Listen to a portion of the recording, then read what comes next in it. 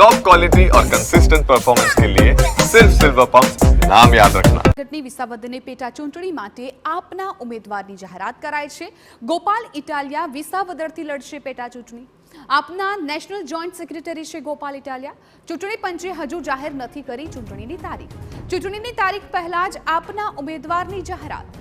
ગોપાલ ઇટાલિયા બહુમતીથી વિજેતા બનશે તેવી આપને આશા છે।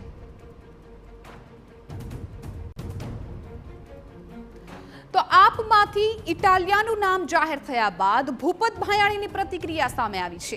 પૂર્વ ધારાસભ્ય અને ભાજપ નેતા ભાયાણીએ કર્યા આપ પર પ્રહાર। હાલમાં આપનું વિસાવદરમાં કોઈ અસ્તિત્વ નથી।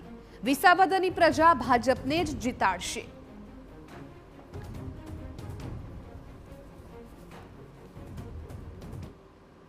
अन्यायनी सामे लड़नार लोकोने अन्यायनी सामे लड़वा माटे उभा करनार भाई गोपालभाई इटालियाने आ जवाबदारी विसावदरथी आपवामां आवी छे।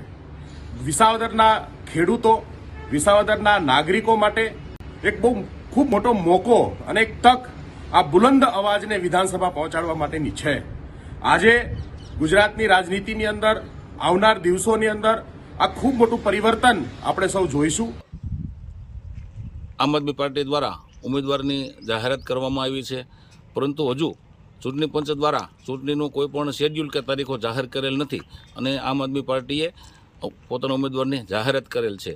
અમારા વિસાવદર વિધાનસભામાં અને જૂનાગઢ જિલ્લામાં હાલ આમ આદમી પાર્ટીનું કોઈ વજૂદ નથી અને ગત એકાદ મહિના પહેલાં જ વિસાવદર નગરપાલિકામાં આમ આદમી પાર્ટીના 24 ઉમેદવારો પૈકી 20 ઉમેદવારોની ડિપોઝિટ પણ ડૂલ થયેલ છે, જેનો સીધો મતલબ છે કે અમારા વિસ્તારમાં આમ આદમી પાર્ટીનું કોઈ વજૂદ નથી।